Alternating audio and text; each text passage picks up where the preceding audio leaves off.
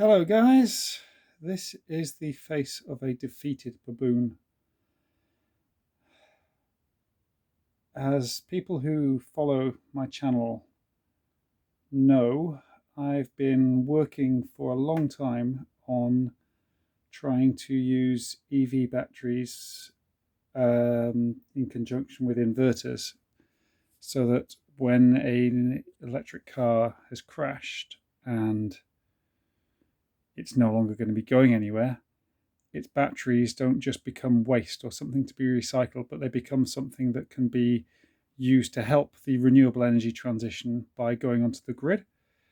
And that enables the grid to become more reliant on renewables because it isn't always windy and it doesn't always blow. But if you've got batteries, you can charge your battery up when it is doing one of those two things, being sunny or windy, and then you can wait longer before you have to start your dirty coal power station up again if it stops being windy or sunny. So, sorry, carrying on with the tangent, would appear as though we can't make enough batteries as a species at the moment. Or actually, at the moment, the last time I checked the EV stock channel's lithium update, which was really interesting, we could make enough, but we can't get enough lithium out of the ground and the sea fast enough. So we've got a bottleneck, and so every battery we make best use of that already exists is a little bit of CO2 reduced, a little bit of CO2 emissions reduced, and a little bit less climate change. So anyhow, that's a big tangent. That's about why I'm doing it. I've been off-grid for many years, but I've been off-grid with Nissan Leaf batteries since I think 2017 on a homemade battery that I reconfigured, made it 48 volts so it's appropriate for the system I had. Doing that, realized that there's lots of labor involved, lots of unnecessary. Like I'm taking something apart, I'm throwing lots of good wiring, copper, computers away, and then I'm putting my own new wiring, coppers, computers in, which none of them are quite as good as something that, say, Nissan or Tesla made and spent hundreds, thousands, millions of man hours developing, testing, proving. And so I've been trying to use the batteries complete. And to do that, I've got to decode what the computer within the car battery is saying, translate that into what the inverter the battery is connected to wants to hear, and basically be an interpreter between the two, between the car battery and the inverter. Now, the car battery side of things, there's a lot of people have done reverse engineering on that, and so with not too much hard work, we've been able to understand what the car batteries are saying. On the other side of things, with the inverters, there seems to have been far less hobbyist work and very great secrecy. So we started out with an SMA inverter, a German company, great reputation, horrible to work with as developers. Their interface on their inverter is all through web UI, gives very restricted information, very poor feedback on what's going on. We tried reaching out to the company in New Zealand, where we're based, in Australia, where essentially all the support happens, in Germany, have that SMA, where they are headquartered. Flat ignorance until one Australian engineer sort of came to us without saying that he's, please don't like talk to us officially, because I'm just doing this because I think what you're doing is interesting and good. But yeah, it's awfully awkward for the corporate. They just I feel like a communication standard between a battery and an inverter should be an open thing. I don't get why it's so closely controlled. So anyhow, we spent ages banging our heads against that brick wall. We felt like we'd got a lot of it done. Our engineer friend in SMA Australia, well, I don't know if he's friend, gave a small amount of help and then went quiet. But then some software update happened on this device, and now it doesn't work at all with our stuff.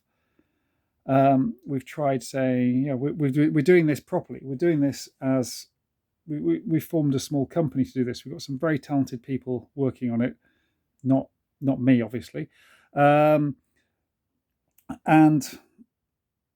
we want to engage properly. We want to know what we need to get ISO accreditation? Do we need to sign an NDA? What do we need to do? Do we need to provide our firstborn child to be slaughtered on your altar? No help whatsoever. This is so irritating. So I'd given up.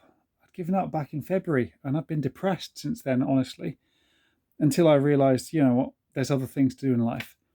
But then, through a friend of a friend, was suggested that I try SunGrow, a Chinese inverter manufacturer with a pretty good reputation. They do the correct type of inverters, which are high voltage. They call them high voltage inverters.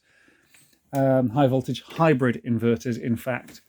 So yeah, sort of got in touch there, got passed from one guy who was actually the guy I was recommended to another guy who then was like, oh yeah, we can't give you the CAN codes because they're secret, but here's the Modbus codes.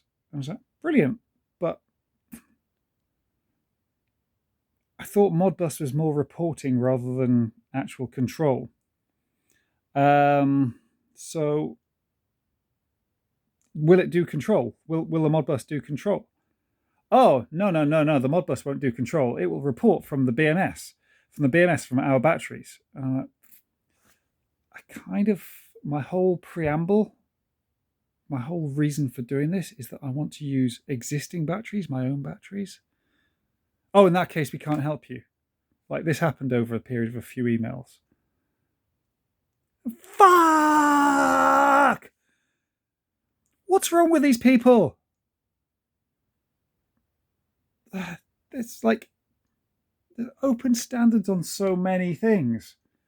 If you want a USB interface, you want a serial interface. My mind is blank because it's crap at giving examples.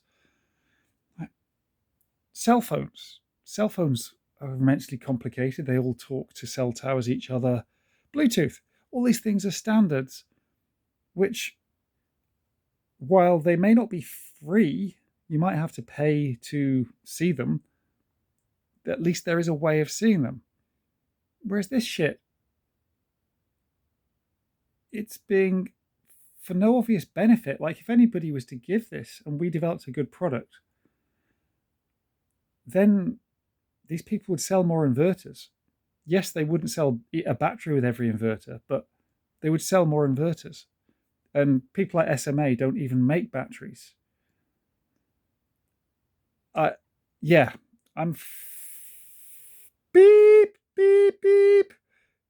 off. I've really had enough. I'm sick. I'm just sick of our society. It feels like so much stuff I try and work with is people keeping secrets. And I thought we lived in the information age. So yeah, this is the baboon deflating and giving up. Maybe on Monday he might get better, but this is Friday afternoon and the world can piss off.